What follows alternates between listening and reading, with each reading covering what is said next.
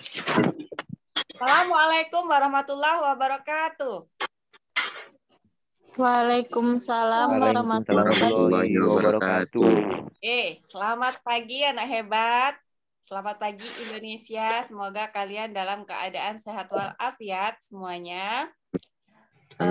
Ibu harapkan kalian semangat walaupun masih ngantuk dalam keadaan mendung ya. Mari kita buka pembelajaran kita kali ini dengan berdoa. Berdoa dimulai.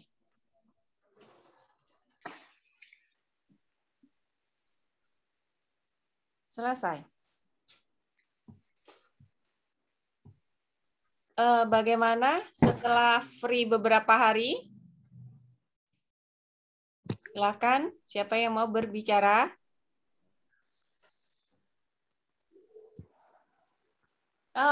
Giliran disuruh ngomong di mute semua. Oke, baiklah anak-anak semuanya. Materi kita sudah beralih kepada teks eksposisi ya. Mari kalian perhatikan, Ibu akan share screen.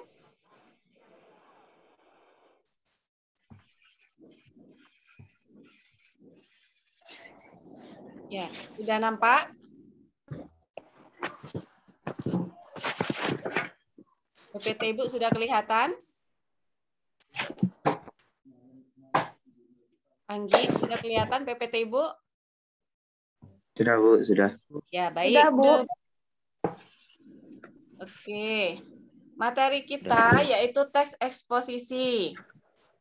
Walaupun kalian belum memiliki buku paket, namun Ibu rasa di LKS itu sudah ada ya di bab 2 LKS. Oke, teks eksposisi. Coba siapa kira-kira yang bisa menjelaskan apa itu teks eksposisi?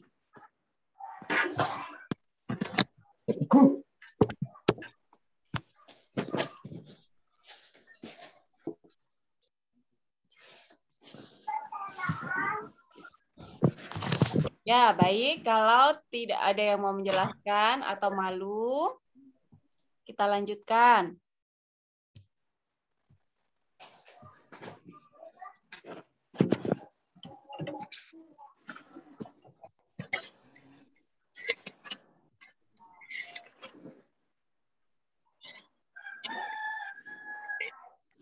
Oh iya, tadi itu gambar foto Ibu di sebuah goa di daerah Merangin ya. Kalian kalau suka adventure boleh ke Merangin. Banyak sekali destinasinya. Oke, Sanju bersiap, jangan terbalik-balik Sanju. Kelihatan dari sini. Kameranya, Bu. Baik, kompetensi dasar yang akan kalian peroleh pada teks eksposisi diantaranya kalian akan memahami struktur dan kaidah teks eksposisi. Lalu kalian bisa menginterpretasi makna teks eksposisi. Lalu kalian bisa membandingkan teks eksposisi dengan teks lainnya. Lalu kalian bisa memproduksi teks eksposisi atau membuat. Lalu kalian bisa menganalisis teks eksposisi dan bisa menyunting teks eksposisi karya orang lain maupun karya kalian sendiri. Nah, teks eksposisi adalah teks yang berisi penjelasan atau penyampaian pendapat pribadi si penulis dengan gaya yang singkat, akurat, dan padat. Nah, jadi teks eksposisi ini adalah teks opini ya. Opini itu pendapat. Pendapat siapa? Pendapat si penulis. Pendapat Sigit kalau Sigit yang nulis. Pendapat Anggi kalau Anggi yang nulis. Maka teks eksposisi ini lebih memberikan ruang kepada kita sebagai penulis untuk menyampaikan atau menjelaskan pendapat kita terhadap suatu hal. Dengan catatan memiliki gaya yang akurat, singkat, dan padat. Maksudnya apa? Singkat, akurat, dan padat. Singkat tidak bertele-tele, padat juga tidak panjang lebar. Kemudian Akurat berarti sesuai ya dengan keadaan atau fakta. Jadi itu pengertian teks eksposisi. Oke, selanjutnya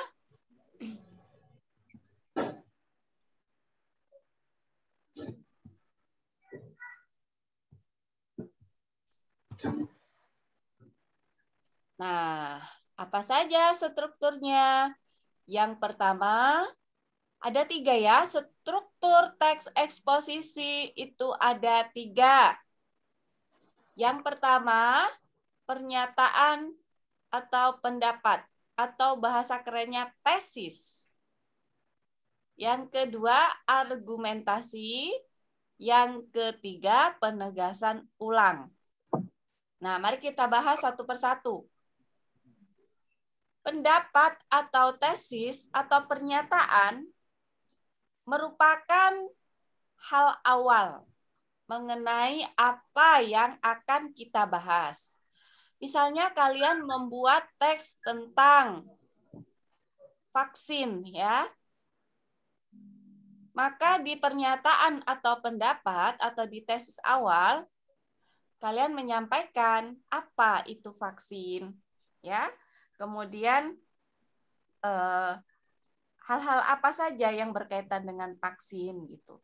Jadi sebagai pembuka berupa definisi, berupa pengelompokan, atau berupa pengetahuan awal tentang suatu hal yang kita bahas. Nah, selanjutnya argumentasi. Nah, untuk tesis biasanya di paragraf pertama ya biasanya itu selalu. Kemudian argumentasi adalah pendapat-pendapat ya, atau opini dari kita. Nah, kalau kita tadi membahas tentang vaksin, maka pendapatnya misalnya di situ ada data dan fakta. Berapa orang yang sudah vaksin, kemudian mengapa mereka mau divaksin, mengapa mereka tidak mau divaksin, atau apa efek-efek dari vaksin, dan lain sebagainya. Lalu yang terakhir, penegasan ulang. Penegasan ulang adalah kita memberikan penekanan pada hal-hal yang kita bahas tadi. Nah, nama lainnya penegasan ulang ini adalah simpulan atau kamu menarik hal apa yang perlu kamu tegaskan di dalam tulisan yang kamu buat. Jadi itu struktur teks eksposisi ada 3. Yang pertama tesis, yang kedua argumentasi, yang ketiga penegasan ulang. Oke, selanjutnya. Bagaimana dengan ciri-ciri teks eksposisi? Yang pertama bersifat informatif. Informatif berarti memberikan informasi. Yang kedua bersifat objektif. Objektif itu berarti jujur, nggak bohong atau tidak dibuat-buat. Yang ketiga berdasarkan fakta. Ada dasarnya. Kita menyampaikan sesuatu itu ada dasarnya. Ya. Kemudian menggunakan pronomina. Pronomina itu apa? Jenis kata? Kata apa yuk? Pronomina. Siapa yang tahu? Coba Latif. Pronomina kata apa?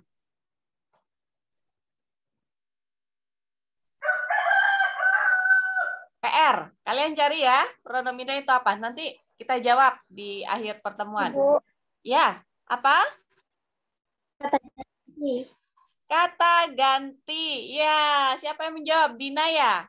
Oke Dina, terima kasih. Jadi kalau nomina itu kata benda. Contohnya cangkir. Nah ini kopi Ibu ya. Ibu ngopi nih biar kuat menghadapi kenyataan. Biar kuat menghadapi kalian. Kemudian buku. Ini kata benda atau nomina. Jadi kalau pronomina itu kata ganti. Contohnya Ibu sudah menghabiskan kopi di cangkirnya. Nah, kata gantinya berarti nya. Nya itu artinya siapa? Cangkirnya itu artinya apa? Cangkirnya itu artinya cangkir Bu Rina. Berarti nya tadi menggantikan Bu Rina. Oke. Selanjutnya menggunakan konjungsi. Siapa yang tahu konjungsi?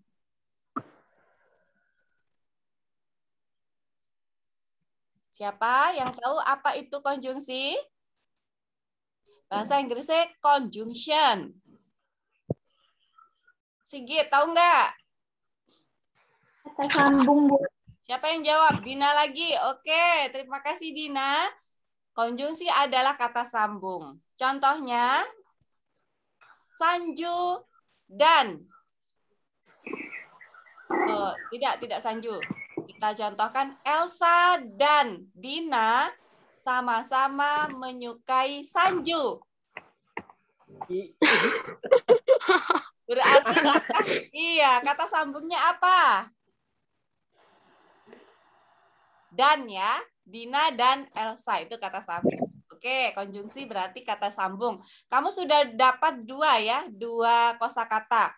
Yang pertama pronomina itu kata ganti, yang kedua konjungsi itu kata sambung. Selanjutnya menggunakan istilah. Ya, istilah itu adalah kata-kata yang tidak biasa. Kalau kita membahas tentang corona, misalnya, corona juga itu istilah baru. Vaksin juga istilah yang tidak bisa dimengerti oleh kebanyakan orang. Namun, setelah menjadi viral, maka bisa dimengerti. Yang selanjutnya memakai bahasa baku. Bahasa baku berarti bahasa yang sesuai dengan ejaan yang disempurnakan atau pedoman umum ejaan bahasa Indonesia atau PUEB. Oke, selanjutnya, nah teks eksposisi itu ternyata banyak ya anak-anak. Yang pertama ada teks eksposisi definisi.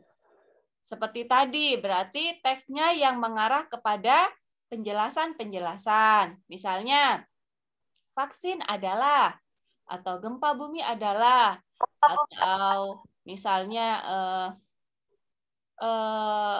pertemuan tatap muka terbatas adalah. Nah, yang adalah berarti termasuk jenis teks eksposisi definisi. Kemudian teks eksposisi proses, menjelaskan tentang proses pembuatan sesuatu misalnya. Teks eksposisi klasifikasi. Klasifikasi berarti pengelompokan, ya. Misalnya bunga mawar terdiri dari, atau kucing memiliki jenis. Nah, itu namanya klasifikasi. Selanjutnya teks eksposisi ilustrasi. Ilustrasi itu berarti menganalogikan atau membuat suatu keadaan diistilahkan menjadi keadaan yang lain. Ada teks eksposisi pertentangan, membandingkan sesuatu dan lain hal dari segi lawan belakangnya.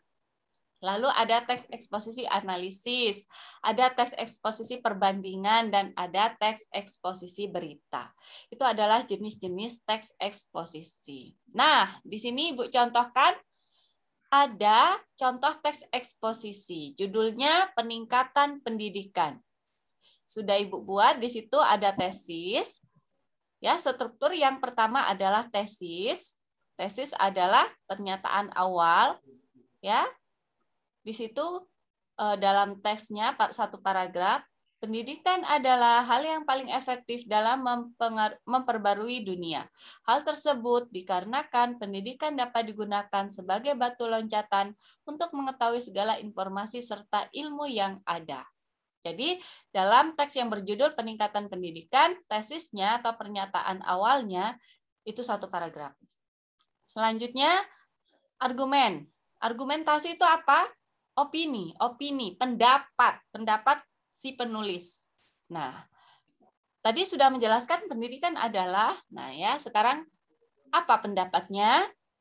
Banyak sekali upaya yang dilakukan oleh pihak pemerintah, contohnya Indonesia dalam pemerintah Indonesia. Pemerintah, contohnya dalam melakukan pembangunan gedung sekolah dan sebagainya. Lalu penegasan ulangnya apa? Simpulannya apa?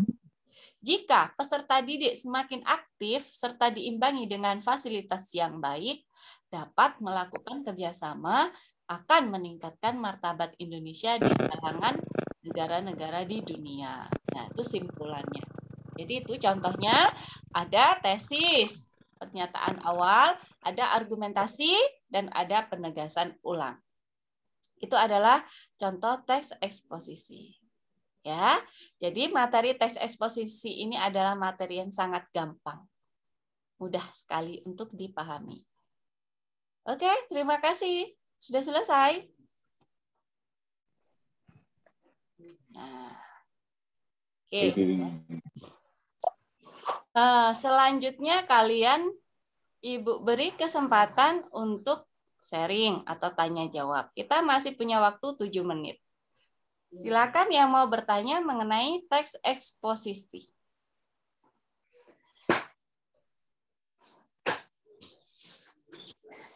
Ada? Munifatu? Ada? Mau bertanya? Yang tidak menampakkan mukanya Ibu anggap tidak hadir di Zoom ini.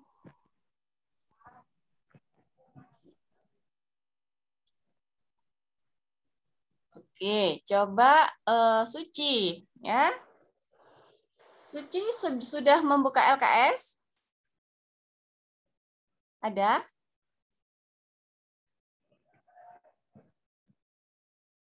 Oh, malah ditutup wajahnya. Baik anak-anak, di dalam LKS kalian, di halaman 20 dan seterusnya, kalau di buku paket, kalian bisa buka yang PDF, itu di halaman 51 ya, untuk tes eksposisi di buku paket kita.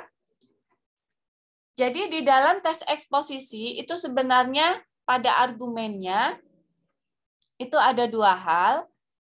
Yang pertama, pendapat kita berupa fakta, kemudian ada pendapat kita berupa opini. Nah, kalian di tingkat MTS atau SLTP tentu sudah belajar tentang fakta dan opini.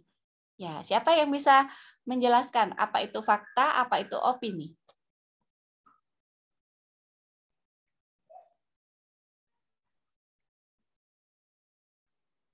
Ada?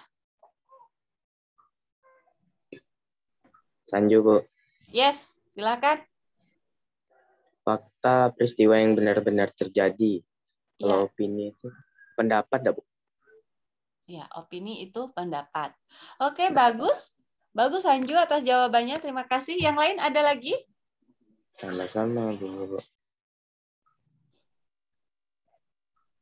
Angelika dan Suci itu kenapa mukanya ditutup? Oke, Sigit melambaikan tangan. Silakan jawab.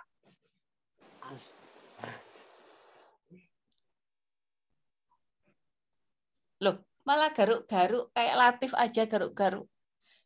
Halo, kalian tuh masih di dunia mimpi ya? Bangun. Oi, bangun, udah siang. Mataharinya tidak nampak, Bu. Iya sih, memang. Hujan, Bu, gelap. Ya, segelap hatimu. Gabut. Ya Allah, tahunan. Gabut ya. Jangan gabut, ini baru hari Rabu. Malam Minggu masih lama. Kalau tidak ada yang bisa menjelaskan opini dan fakta, kalian bisa searching. Kalian tuh tahu sebenarnya. Ibu tahu lah kalian tahu. Pura-pura aja tidak tahu. Untuk teman kalian yang tidak bisa Zoom hari ini karena beberapa kendala. Yang pertama, kendalanya tidak ada kuota, ada yang sudah sampaikan ke Ibu. Yang kedua, jaringan lelet. Yang ketiga, belum bangun. Yang keempat, ya nggak mau belajar gitu. Apapun alasan mereka, itu alasan mereka, hanya Dia dan Allah yang tahu. Nanti teman kalian itu harus dan wajib menonton pembelajaran kita yang ini di YouTube. Nanti ini akan Ibu share di YouTube. Selanjutnya, kalian itu sebagai murid harus mendukung ya channel Bu gurunya. Jadi kalian harus subscribe channel Ibu. Harus. Karena subscribe itu gratis gitu. Ya, baiklah Ibu rasa cukup sampai di sini untuk pelajaran hari ini. Dan kita berjumpa lagi itu di minggu depan. Kita lanjutkan. Terima kasih atas kesediaan kalian untuk hadir. Kemudian jangan lupa literasi, selalu membaca. Dan jangan lupa selalu happy, selalu bahagia, karena di dalam perasaan yang bahagia akan ada semangat-semangat untuk membuat ide-ide baru. Itu saja ya. Terima kasih atas perhatian kalian. Mohon maaf atas segala kesalahan. Dan see you next time. Kita tutup dengan membaca hamdalah. Alhamdulillahirabbil Alamin. Keep spirit and smile, ya. Selalu tersenyum dalam keadaan apapun. Oke, kita akhiri sesi ini dengan foto bersama. Silakan kalian tersenyum. 1, 2. Ya. Oke, itu akhiri. Wassalamualaikum warahmatullahi wabarakatuh. Bye-bye. See you next time. Bye-bye. Waalaikumsalam warahmatullahi wabarakatuh. Mabar.